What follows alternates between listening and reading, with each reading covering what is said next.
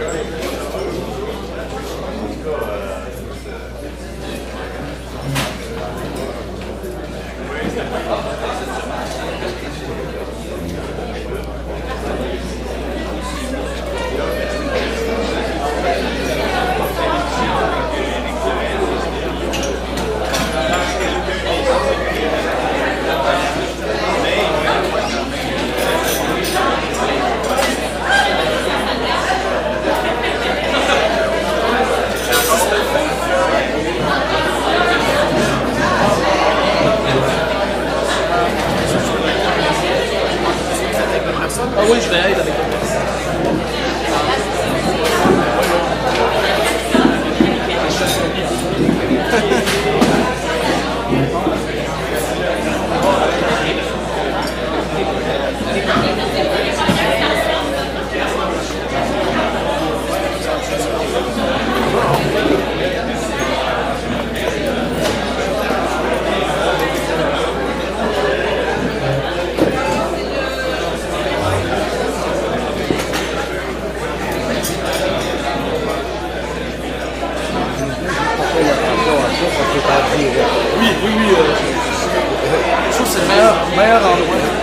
Hey, tu imposes à lui parmi le Québec. Quelle pause? Ben, quand tu vas avoir des pauses là, à Québec, la web diffusion, à un moment donné, ils n'ont pas arrêté de diffuser durant la pause. Ah, t'es comme, moi, on m'a pas dit que c'est supposé avoir la pause, c'est supposé être un 2 heures. C'est non-stop? Ah, c'est comme ça.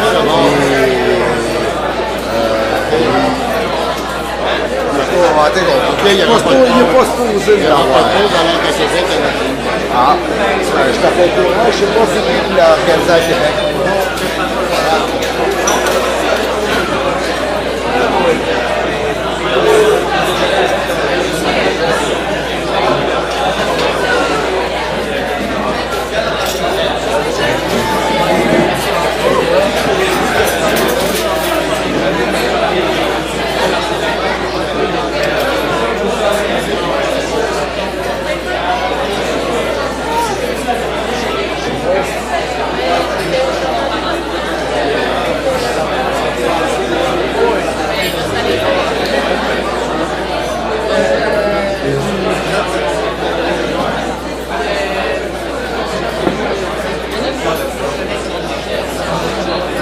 Bonjour tout le monde.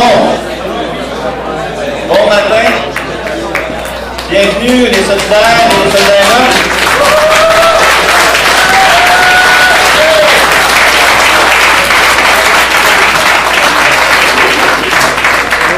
Alors, je m'appelle Sébastien Rivard, je suis le co-porte-parole de l'Association régionale de Montréal de Québec solidaire, qui a le plaisir aujourd'hui de vous accueillir pour cette discussion entre nos 4 super candidats au poste de porte-parole et de président de notre parti. Donc, on est ici aujourd'hui pour vous donner la chance de mieux les connaître. Il y a peut-être certains d'entre vous qui connaissent déjà un ou l'autre des candidats. Je suis certain que vous ne les connaissez pas tous. Alors, c'est votre chance aujourd'hui de mieux les connaître, ces 4 candidats. Et de vous faire peut-être une meilleure idée, parce que vous savez, si vous êtes délégué, vous allez devoir faire un choix au prochain congrès dans quelques semaines, ça s'en vient très vite. Alors, c'est votre chance aujourd'hui, vous aurez même la chance de poser des questions, certains d'entre vous, à nos candidats. Alors, préparez-vous, il va y avoir un espace pour ça. Donc, je vous présente, en fait, excusez-moi, juste avant de te présenter, j'ai un message d'intérêt public pour appeler d'aller voir le film À contre-courant, l'excentriste, qui est à l'affiche en ce moment même. Pourquoi c'est important que vous alliez voir ce film-là? C'est parce que plus il y a de gens qui vont le voir, plus ça va donner la chance à ce film-là d'avoir un rayonnement plus grand et peut-être aller sur d'autres écrans par la suite. Alors, on vous encourage vraiment à y aller cette semaine si vous pouvez voir le film À contre-courant qui relate l'histoire, la genèse de notre parti Québec solidaire. Alors, un petit message que Amir voulait que je vous passe, alors c'est fait. Je vous présente maintenant notre animatrice, Mme Ariane Aymon.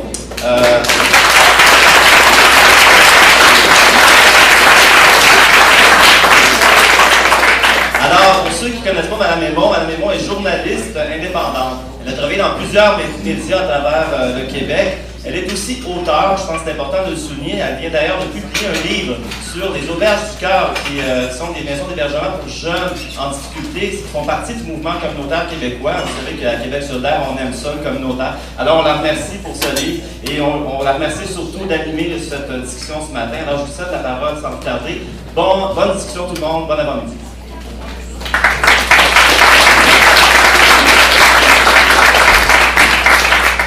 Bonjour mesdames, messieurs, merci d'être ici en si grand nombre et merci aux gens qui vont suivre cette rencontre sur le web et qui n'ont pas eu à marcher ce matin dans la Siloche montréalaise, mais peut-être sont-ils à Gaspé dans la neige jusqu'au mollet.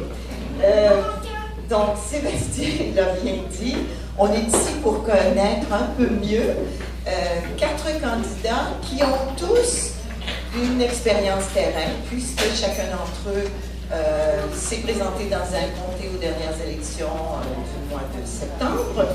Je vous explique, au cas où il reste un petit flou pour vous, pourquoi on fait cette rencontre ce matin et pourquoi il y aura une élection. Vous le savez, depuis que François David a été élu à l'Assemblée nationale, ce que nous appelions de tous nos voeux depuis un certain temps. Je ne vous cacherai pas que Françoise David est une de mes amies. Donc, Françoise est devenue porte-parole parlementaire, le poste qu'Amir Kadir occupait pendant. Et comme dans les statuts de Québec solidaire, on a besoin d'élire un porte-parole, président extra-parlementaire. C'est ce que le poste qu'occupait Françoise auparavant. Il fallait donc que se tienne cette élection qui aura lieu la 3e journée de votre congrès, donc on m'a dit le 5 mai. Jusqu'ici, depuis décembre, c'était André Frappier qui a été votre candidat dans Crémazie.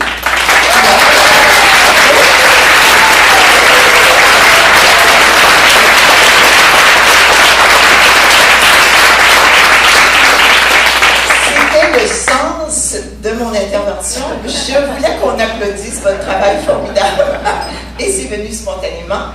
Je voudrais aussi quand même souligner la présence d'Amir Kadir dans cette salle. Et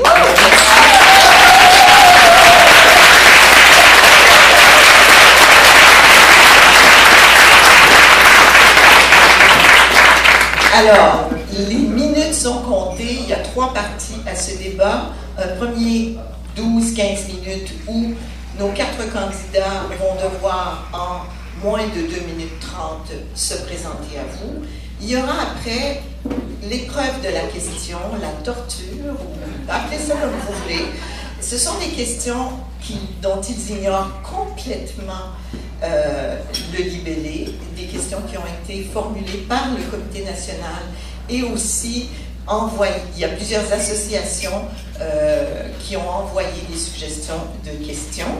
Et puis, dans un 3e temps, comme le disait Sébastien, après une courte pause, si on a le temps, vers 12h30, je vais prendre 5-6 questions que je vous demanderai de formuler à l'endroit de tous les participants, pour que nous puissions voir un peu les détails de leurs pensées complexes autour de la même question, puisque c'est le jeu de ce matin. Je vous dis que je serai la maîtresse du temps, j'ai une furieuse réputation qui me précède, je suis intraitable, mais d'agréable compagnie. Mais quand on dit 1 minute, ça ne sera pas 1 minute 30, fiez-vous à moi. Je voulais quand même vous dire que j'ai parlé aux candidats il y a quelques minutes en leur disant de ne pas oublier d'utiliser des métaphores, de la poésie s'il le faut, de l'humour au besoin, pour nous faire part de leur idéal et de leur ambition à obtenir ce poste convoité. Je le répète, le temps sera terriblement respecté et je veux aussi leur répéter ce que je leur ai dit, qu'ils ont déjà toute mon admiration de se prêter à ce jeu démocratique que je trouve personnellement éprouvant, mais on va essayer de le faire de manière aussi ludique que possible pour que vous ayez aussi une possibilité de les connaître avec un élément de plaisir. Donc, sans plus tarder... Madame, oui. Vous avez parlé de 5-6 questions à la fin. Là, dans la convocation qu'on a eue, c'était marqué période de présentation et d'échange. 5-6 questions, c'est pas suffisant. On est ici pour discuter avec eux aussi. Je suis désolée, monsieur, c'est le déroulement qu'on m'a fourni et c'est en 3 temps, mais vous aurez l'occasion après de leur parler un peu plus si jamais vous n'avez pas eu suffisamment d'une demi-heure. C'est le temps qu'on a gardé pour l'échange avec le public. Je suis désolée, c'est les règles du jeu aujourd'hui. Donc, nous allons sauter à pieds joints dans notre première partie de présentation. Ils ont chacun 2 minutes 30 pour nous dire qui ils sont et pourquoi ils veulent ce poste et quelle est à leurs yeux la qualité la plus importante pour chacun des rôles pour lesquels ils ont déposé leur candidature. Je vais demander à Andrés Fontecilla de partir le bal. Merci beaucoup. Donc, vous m'entendez? Très bien. Donc, je m'appelle Andrés Fontecilla. Je vous remercie tout d'abord d'être venus aussi nombreuses à cette présentation. Je remercie aussi le public qui nous regarde. Donc, encore une fois, Andrés Fontecilla, je suis d'origine chilienne. Je suis arrivé jeune adolescent ici au Québec au début des années 80. J'ai été très impliqué, étant jeune, dans la solidarité internationale, surtout avec l'Amérique latine. Et plus tard, j'ai milité dans le mouvement étudiant, toujours avec le drapeau de la gratuité scolaire. Et depuis 1998, je travaille dans un organisme communautaire dans le quartier Villeray à Montréal, dans le domaine de ce qu'on appelle la lutte à la pauvreté. Donc, si j'aspire au poste de porte-parole et président de Québec solidaire, c'est principalement pour mettre de l'avant deux thématiques. Tout d'abord, la question de l'approfondissement de notre discussion, de notre pratique de discuter la politique au sein de notre parti. Et en deuxième lieu, l'approfondissement de notre relation avec les mouvements sociaux et avec la population en général. En premier lieu, je pense que pour améliorer la discussion politique au sein de notre parti, on devrait mettre de l'avant la pratique régulière des porte-parole du comité de coordination nationale de produire des bilans politiques de la situation politique en cours au Québec et que ces bilans-là soient diffusés largement au sein du parti pour qu'ils soient discutés. Et les porte-paroles pourraient présenter via vidéoconférence ou des tournées ces rapports, ces analyses et échanger avec les militants et les militantes. Aussi, on pourrait faire en sorte de mettre plus en valeur notre expertise à travers la désignation des porte-paroles thématiques qui peuvent s'exprimer sur différents sujets. Ensuite, je crois qu'on se plaît à dire qu'on est un parti des urnes et de la rue. Il me semble essentiel de communiquer davantage avec la population. Ce n'est pas en 30 jours de campagne électorale qu'on va réussir à communiquer notre message, notre vision du monde à la population. Donc il faut accentuer notre pratique politique des campagnes politiques afin de communiquer notre message à la population du Québec. Merci. J'ai choisi de vous les faire entendre par lettre alphabétique, ordre alphabétique. David Fortin-Côté. Je ne vais pas faire attention. Bonjour, merci de nous accueillir ici. Merci également à 99% médias de web diffusés. C'est vraiment apprécié. Pour vous commencer à me connaître de plus en plus avec tout ce qui a été fait, mais bon, David Fortin-Côté, 21 ans, je suis étudiant en sciences politiques à l'Université du Québec à Montréal. Je suis responsable de la Commission vie démocratique et régionale au sein de Québec solidaire. Et j'ai également été candidat aux dernières élections dans la circonscription de Montarville. Moi, je me présente, en fait, qu'est-ce qui se pose un jeune de 21 ans à se présenter pour représenter Québec solidaire. Moi, j'ai tout d'abord une vision de la démocratie. Moi, je crois qu'on est le parti le plus démocratique au Québec, puis ça, on en est très fiers, mais je sais que ça peut être mieux. Et moi, je propose de remettre sur pied le comité de la vie démocratique et régionale, pas ma commission, pardon, le comité de vie démocratique interne. En fait, parce que ça va assurer une pérennité, puisqu'on va pouvoir continuellement se poser des questions. Et ce comité-là est disparu, et puis je pense que c'est important de le remettre sur pied. On veut se faire consulter davantage, je pense qu'on est capable d'avoir, on a de plus en plus de membres, donc des gens qui sont de plus en plus intéressés à la chose politique. Je pense que c'est important de se faire consulter. Également, Québec solidaire, c'est le Parti des jeunes. Étant moi-même étudiant, j'ai participé activement pendant le printemps érable et je pense que c'est important de continuer le message du printemps érable qui n'est pas juste une question de hausse des frais scolariques, qui remet en question aussi certains fondements de la société pour une transformation sociale et je pense que Québec solidaire, c'est le meilleur véhicule pour continuer justement cette parole qui a été énoncée pendant le printemps érable. Et puis bon, étant moi-même étudiant, je crois j'ai encore cette proximité avec le mouvement étudiant pour pouvoir continuer en fait de démontrer aux gens, on est un parti qui a fait les choses autrement, on est capable de continuer à le faire, on sort des sentiers battus et on le fait comme ça depuis le début puis on peut continuer de le faire comme ça. Merci. Bravo.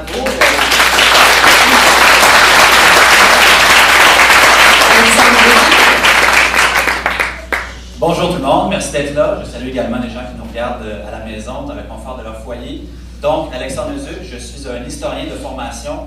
J'ai fait mes classes à l'Université du Québec à Montréal. J'ai été très impliqué dans le mouvement étudiant là-bas. J'ai été exécutant. J'ai aussi participé à fonder un syndicat dans mon milieu de travail parce que j'étais aux études. Je me suis également impliqué dans un syndicat à l'UQAM et je suis aujourd'hui un conseiller syndical en recrutement. Donc, j'aide les gens qui veulent se doter d'un syndicat. D'ailleurs, si c'est votre cas, vous venez me voir à la fin de la présentation. Je vous donnerai 2-3 trucs. Et surtout, j'ai été candidat dans Chicago Maisonneuve aux dernières élections et avec un excellent travail d'équipe. Et d'ailleurs, je remercie les bénévoles de Chicago qui sont là aujourd'hui. On a fait une deuxième place avec 24% et ça, on en est très fiers.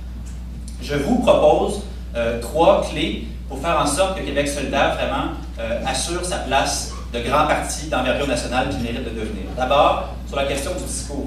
Je pense que si on va aller plus loin, il faut qu'on mette un peu plus d'accent sur la question de la souveraineté. Comment y arriver? On pourrait, entre autres, relancer la campagne payprojet.org. Vous vous rappelez ce qu'on a fait en 2011 là-dessus, qui avait été très bien reçu dans la population. Et elle mériterait peut-être d'être relancée dans une deuxième phase ou une troisième phase, qui pourrait s'adresser entre autres aux communautés culturelles et qui pourrait aussi faire en sorte de démystifier le concept de république comme étant la meilleure façon de se débarrasser de la monarchie au Québec. Ensuite, deuxième clé, l'organisation. Vous savez, une association de comtés, c'est vraiment l'unité de base de Québec solidaire. Et je pense que si on va aller plus loin, il faut vraiment qu'on fonde plusieurs nouvelles associations de comtés en région, qu'on fasse plus de financement local, etc. et qu'on soit en mesure de pouvoir aller plus loin sur ce plan-là. Et finalement, mais non le moindre, je pense qu'il faut absolument qu'on développe un discours très fort en matière de souveraineté, je vous l'ai dit, mais surtout en matière de réseautage. On a des membres qui sont très solides. Il faut absolument les mettre de l'avant, il faut être très fort. Et là-dessus, c'est là-dessus que j'ai envie de travailler avec vous. Et j'espère qu'on pourra échanger aujourd'hui avec vous. Fait que passez une belle journée, puis j'ai hâte d'entendre vos questions plus tard. Merci beaucoup.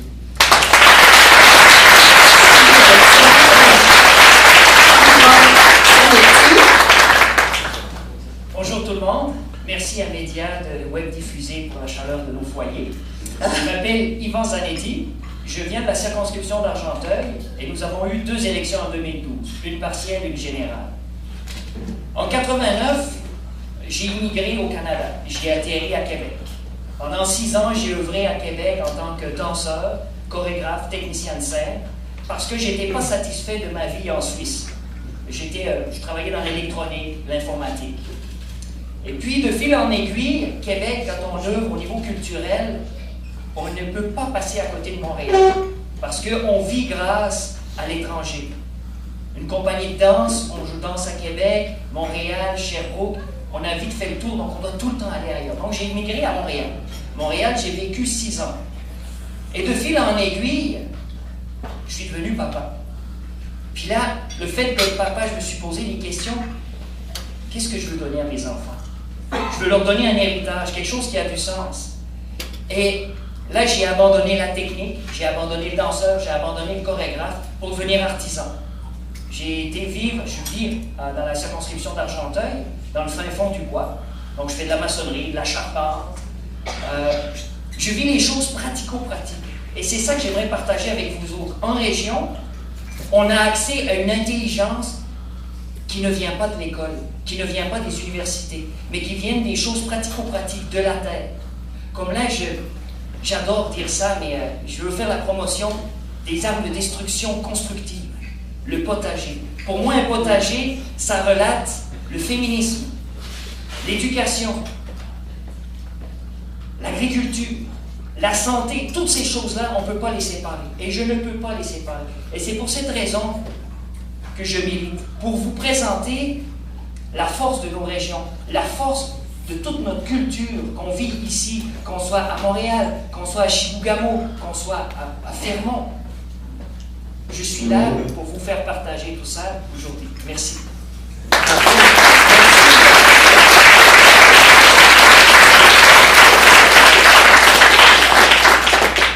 Alors, je vous le disais, nous avons 6 thèmes à discuter aujourd'hui. La première thématique est économie et justice sociale. La première question est une question qu'on peut lire comme suit. Dans la lutte à la pauvreté, les politiques du PQ et du PLQ ont mené à plus d'inégalités sociales. En quoi les politiques de Québec solidaire pourraient-elles inverser cette tendance? Et la question a été désignée par tirage au sort à Andrés Fontecilla. Et vous avez 1 minute, Andrés. Donc, effectivement, la lutte à la pauvreté, c'est un sujet essentiel pour Québec solidaire.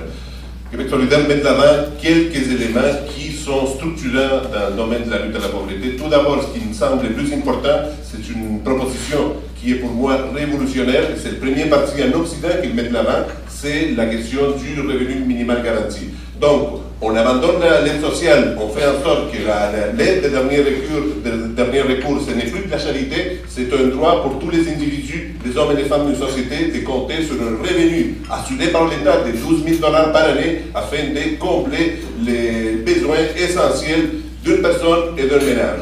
Il me semble que c'est une mesure qui est fondamentale pour faire en sorte que la lutte à la pauvreté, que les individus se sortent à une chance de sortir de la pauvreté. D'autres éléments sont très structurants. Par exemple, la question du logement qui est essentielle. Québec solidaire, je vous le rappelle, propose un grand chantier de construction de logements sociaux, 50 000 logements sociaux par année. Les logements, c'est le premier déterminant des conditions de vie et ces deux mesures-là sont en mesure de régler la pauvreté au Québec. Merci.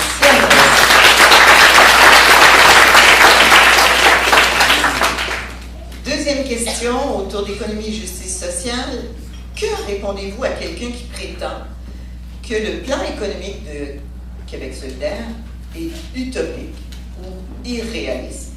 Et la question sera posée à Yvan Zanetti.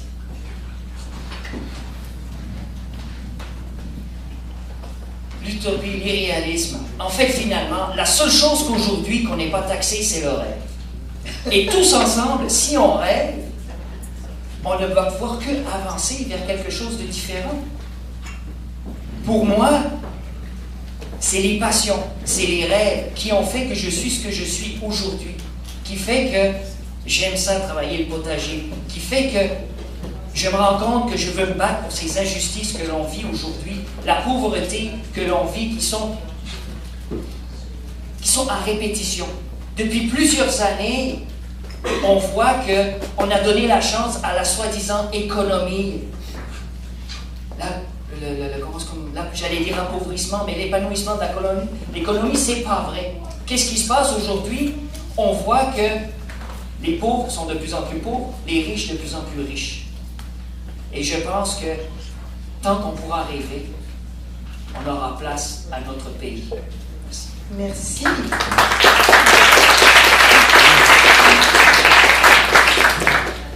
Comment Québec solidaire devrait se positionner par rapport à la réforme de l'assurance-emploi?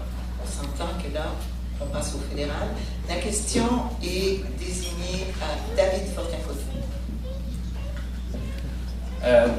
Moi, je pense que Québec solidaire s'est déjà positionné de dire que c'était une réforme qui est ignoble. Et moi, récemment, en fait, dans un cours de politique économie, j'ai fait l'analyse économique d'une politique semblable en Australie. Une mesure assez néolibérale qui a justement eu beaucoup d'impact, notamment sur les femmes et sur les Autochtones, parce que cette réforme d'assurance-emploi-là victimisait les chômeurs, a divisé l'emploi. En fait, l'emploi, au lieu d'être composé majoritairement de temps plein, devenait de plus en plus à temps partiel, et ça affectait surtout les femmes. En plus de ça, le gouvernement australien avait sabré dans des prestations familiales. Donc moi, je pense que Québec solidaire s'est déjà positionné. On fait des tournées, il y a même des gens qui occupent le bureau d'Agnès Maltais en ce moment. Ça, c'est pour le provincial avec l'assurance. Donc, il y a plusieurs trucs au niveau néolibéral qui sont appliqués et que c'est dommage. Et puis, moi, j'ai déjà entendu dire que quelqu'un a dit que, oui, par rapport à l'utopie, Québec solidaire, c'est des petits nuages et tout ça.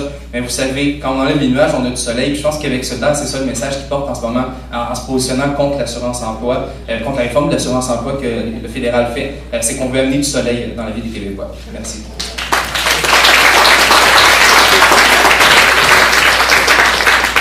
Alors, ce ne sera pas une surprise. La question s'adresse à vous, Alexandre. Comment Québec solidaire prévoit financer des programmes sociaux coûteux comme la gratuité scolaire ou l'implantation de Pharma-Québec? Deux aspects à cette réponse-là.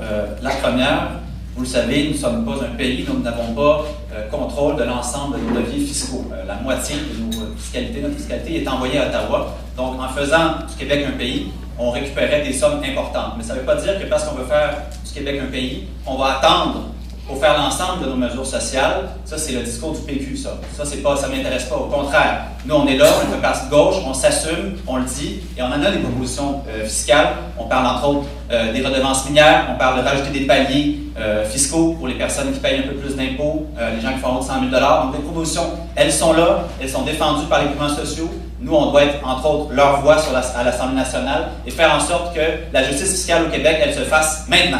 Merci.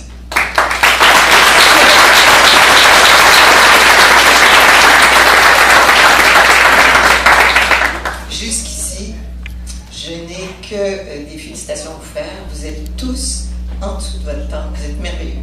Deuxième thématique, l'écologie, grand sujet d'intérêt dans la population et particulièrement chez les jeunes. Première question de 4. Quelles mesures, au pluriel, Québec solidaire pourrait mettre en place pour assurer la souveraineté alimentaire au Québec?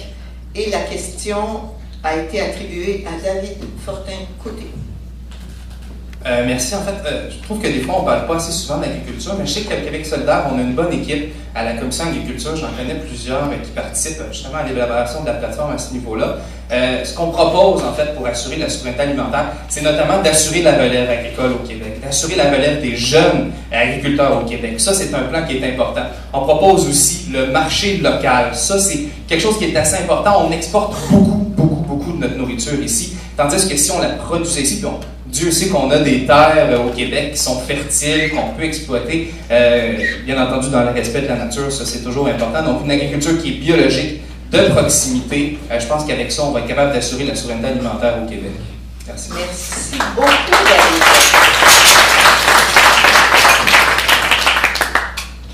Question large. Quel est le rôle pour les municipalités et les citoyens et les citoyennes dans les projets d'exploitation des ressources naturelles? Quel est leur rôle? Et c'est attribué à Alexandre. Pour le moment, malheureusement, ce rôle-là est un rôle fantôme, c'est-à-dire qu'il n'existe à peu près pas. À Québec solidaire, on pense que la démocratie, ça ne doit pas juste se vivre au palier fédéral ou provincial ou national, ça doit aussi se vivre au niveau municipal, au niveau local. Donc, on propose de donner un pouvoir aux municipalités de refuser, un pouvoir de veto, de refuser le développement des énergies, que ce soit du pétrole ou du gaz de schiste, lorsque la communauté locale décide, avec un large débat, que ce n'est pas ce qu'il faut pour leur développement local. Qui on est, nous, dans nos officines du ministère à Québec, par exemple, pour venir décider que dans la vallée du Richelieu, on va les obliger à vivre avec les conséquences de l'exploitation du gaz de schiste? Qui on est, nous? Alors, on devrait pouvoir être en mesure de reconnaître la souveraineté locale, donc le pouvoir des citoyens dans leur circonscription. Ils connaissent leur village, ils connaissent leur intérêt. Donc, faisons-leur confiance et donnons-leur le pouvoir de refuser les projets de pétrole sale et de gaz de schiste. Merci.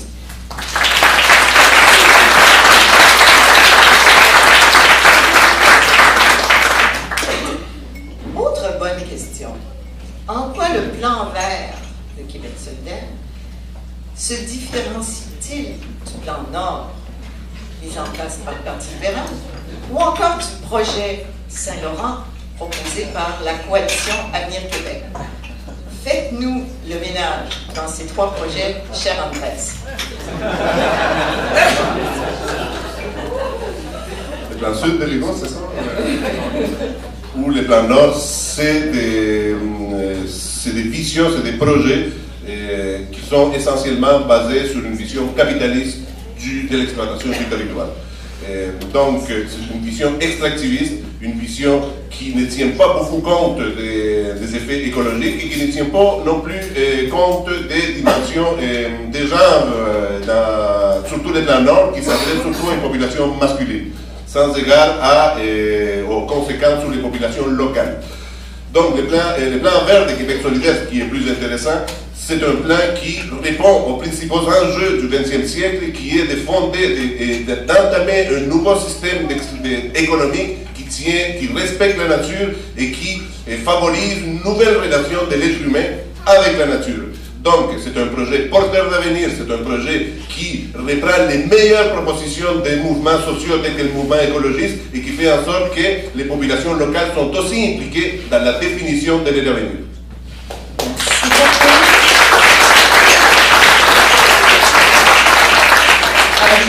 Ce sera pour vous celle-ci. L'exploitation des hydrocarbures a-t-elle un avenir au Québec? Non. C'est non. On a accès à énormément de technologies. On doit maintenant toujours se poser la question, face à l'exploitation pétrolière, qu'elle soit des hydrocarbures, qu'elle soit des sables bitumineux, qu'elle soit dans son ensemble, on doit toujours se poser la question, c'est quoi les alternatives que l'on a pour changer notre mode de consommation? Parce qu'il n'y a pas de miracle. Aujourd'hui, si on consomme comme on consomme, eh bien, il nous faudrait, je pense, 4 planètes pour suffire à nos besoins. Parce que finalement, nos besoins, on jette. Et plus on jette, plus on consomme de plastique. Donc, on doit toujours se poser la question, c'est quoi les énergies alternatives que l'on a à disposition? Et nous sommes riches ici au Québec d'énergies alternatives. Nous avons l'hydro, nous avons l'éolien, nous avons le solaire. Parce que le solaire, il faut y redonner sa place. Parce qu'on nous fait croire que parce qu'il fait froid, on n'a pas de soleil. Non, le soleil, il est là. Et ça fait plusieurs milliards d'années que la Terre, elle roule. Donc, nous devons fonctionner avec ce que la nature nous offre et l'observer plus. Je suis un fervent de permaculture. La permaculture, il faut observer et on copie la nature. Parfait.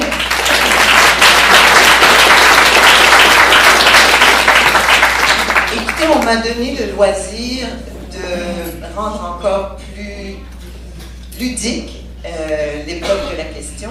Alors, vous avez 10 secondes pour répondre à cette question, tout le monde. Si je vous dis corruption, vous pensez à quoi pour la combattre? Andrés, 10 secondes. Corruption, c'est le néolibéralisme, c'est le copinage de la classe d'affaires avec la classe politique. Alex. Mobilisation citoyenne, la commission Charbonneau, on ne l'a pas été donnée, on l'a arraché au gouvernement. Il faut continuer à se battre pour lutter contre la corruption. Yvan. Arrêtez nos gouvernements incestueux qui fricotent avec ce qu'ils ne devraient pas fricoter et rappeler c'est quoi le travail d'un député? C'est le chien de garde de nos services publics. David? La réforme du mode de scrutin serait une des solutions en fait qu'on peut apporter, mais il y en a tellement beaucoup. Québec solidaire, c'est la solution.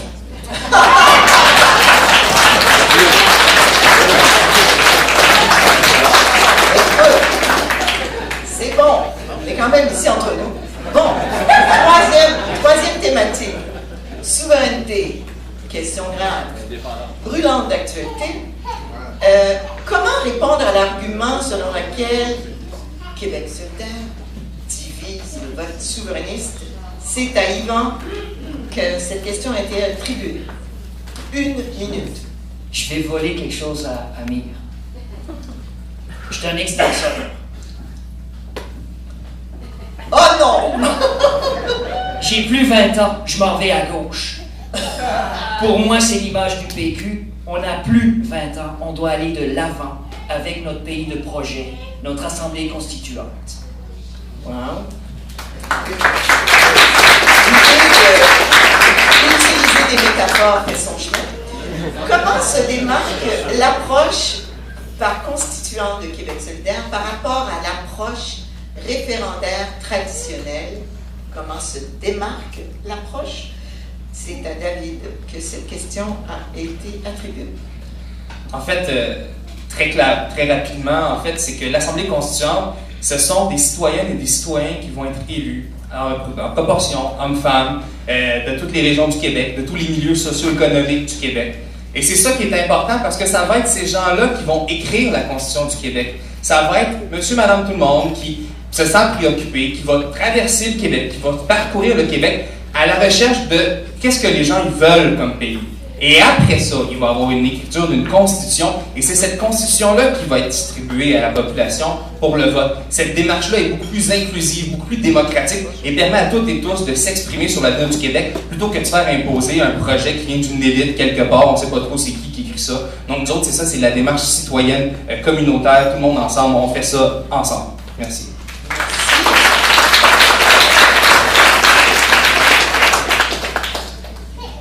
Quelle pertinence y a-t-il de parler de souveraineté en 2013, Alexandre? Il a sa petite idée là-dessus. Le pays dans lequel nous vivons, le Canada, de plus en plus ne nous ressemble plus. Hein? C'est plus le Canada de Trudeau auquel nos parents et nos grands-parents ont grandi, ont vécu. C'est un Canada qui se George Bushise, hein, en quelque sorte, qui se transforme en pétro-monarchie, où on a un premier ministre qui, de moins en moins démocratique, restreint les pouvoirs à la Chambre des communes et prend des décisions unilatérales et peut maintenant gouverner sans nous. Hein? On l'a vu aux dernières élections, pas besoin d'avoir des députés dans son Conseil des ministres ou dans son Parlement pour diriger la nation canadienne. Pas besoin du Québec, c'est pas grave. on n'est plus là. Alors nous, si on est sérieux comme nation, si on est sérieux dans notre volonté de se doter de nos moyens pour aller au bout de nos ambitions, au bout de nos rêves, de maintenir nos programmes sociaux, de développer une écologie alternative pour que les gens qui voyagent à travers le monde soient fiers et se réfèrent au Québec comme étant l'avenir, la façon de fonctionner pour le futur. Merci.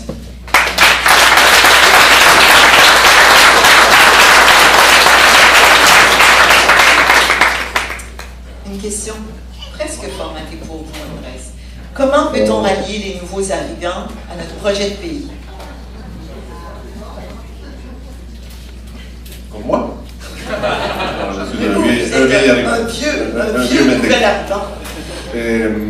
Donc, la proposition de Québec solidaire, l'Assemblée constituante, étant démocratique et inclusive, elle dépasse les clivages d'un part partisan, comme on brise les monopoles du PQ sur la question nationale, sur les référendums, et on va vers un processus de discussion nationale qui est en mesure de dépasser les clivages presque nationaux. Donc, ce n'est plus seulement un message de la majorité issue de la nation canadienne-française, c'est une discussion qui concerne autant les anglophones, les communautés culturelles, les autochtones, que les francophones issus de la majorité canadienne-française. Donc on peut démontrer aux immigrants et immigrantes en particulier que la souveraineté et les projets de Québec solidaire, avec ses mesures sociales, il est en mesure de répondre à leurs besoins en termes de programmes sociaux, en termes de développement personnel et surtout d'avenir de leurs enfants.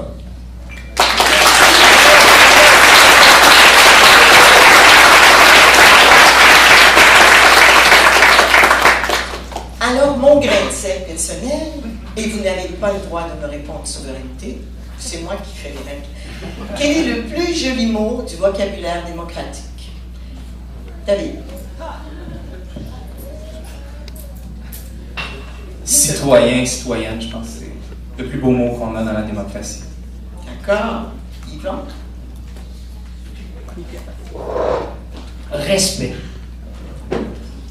Alex? Je dirais assemblée. C'est une assemblée, c'est là que ça se passe, la démocratie, c'est là où est-ce qu'on discute, c'est là où est-ce qu'on s'écoute. Andrés?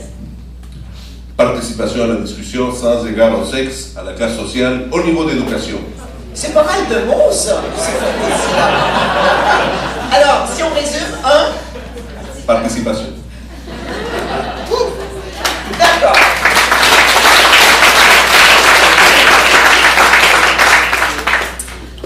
Une thématique qui me tient particulièrement à cœur, le féminisme. Ça va vous étonner, je sais. L'analyse féministe doit être transversale à toute prise de position de Québec solidaire et doit donc être maîtrisée par le porte-parole et le président. D'autant plus qu'il fait écho à Françoise David. Quelles seront les conséquences spécifiques de la taxe santé sur les femmes? David. En fait, j'ai eu une question similaire à Québec, mais sur la hausse des frais de scolarité. Et ce qui est important de savoir, c'est que toutes ces mesures-là sont mises dans un système néolibéral et bien entendu qui alimente le patriarcat. Et je pense que Québec solidaire, c'est ça que ça propose. Ça propose d'aller lutter justement contre ce néolibéralisme-là puis contre ce patriarcat. Plus spécifiquement, les effets sur les femmes, ils sont multiples en fait. Vous savez, les femmes ont déjà pas nécessairement le même salaire que les hommes et ça, c'est quelque chose qui est dommage. Et puis je pense que Québec solidaire veut justement arriver à cette égalité de fait, d'égalité salariale. Donc s'il y a une taxe santé qui est appliquée unilatéralement sur la population, les femmes se retrouvent avec d'autant plus moins d'argent que les hommes, étant donné que leur salaire n'est pas encore à l'équité salariale. Et puis, il y a plusieurs autres effets, je ne veux pas trop m'éterniser, j'ai juste une minute, mais c'est plusieurs effets comme ça, il faut les lutter. Et c'est pour ça que Québec solidaire existe, pour lutter contre ces effets néfastes du néolibéralisme. Merci. Comment pourrait-on soutenir les femmes qui désirent exercer un métier à prédominance masculine, ou qu'on dit généralement non traditionnel? Andrés. Donc ça doit se faire à deux niveaux. Tout d'abord, travailler auprès des femmes elles-mêmes pour qu'elles soient motivées et qu'elles réussissent à vaincre un peu d'une façon les préjugés des genres. Pourquoi je marierais comme ouvrière ou comme dans différents métiers non traditionnels. Donc les convaincre ensuite qu'ils peuvent avoir ces emplois-là. Et deuxièmement, le deuxième niveau, c'est qu'il faut travailler sur les milieux de travail eux-mêmes pour qu'ils réussissent à faire une place aux femmes. On sait par exemple qu'il est très difficile pour une femme, une fois qu'elle a eu la motivation, qu'elle s'est formée, qu'elle a réussi à trouver un emploi, de garder à long terme un emploi dans un milieu non traditionnel pour les femmes. Donc il faut autant travailler sur les personnes individuelles, les femmes, que sur les milieux de travail pour qu'ils puissent s'ouvrir à la participation des femmes.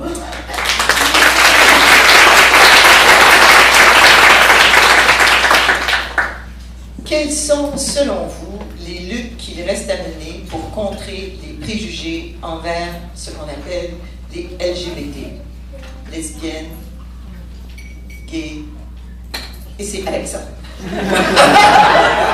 Là, j'étais transgenre, bisexuel. Bisexuel. J'ai essayé de me prendre par surprise. Non, pas du tout. Allez-y, Alex, c'est bon. C'est un thème extrêmement important, d'autant plus qu'on est aujourd'hui dans le quartier gay. Moi, j'ai toujours trouvé que la façon d'aller de l'avant dans cette lutte-là, tout doit être basé sur l'éducation.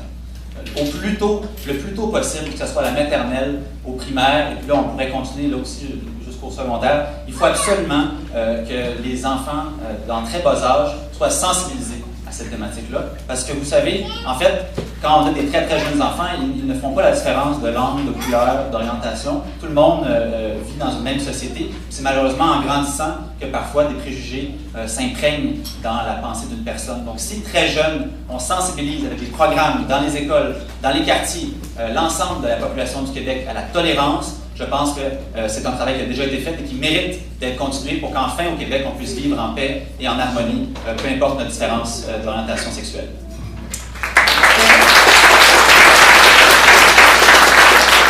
La place aux femmes de s'exprimer, de valoriser tout le travail que font les femmes à l'ombre, qu'elles font depuis des générations en générations.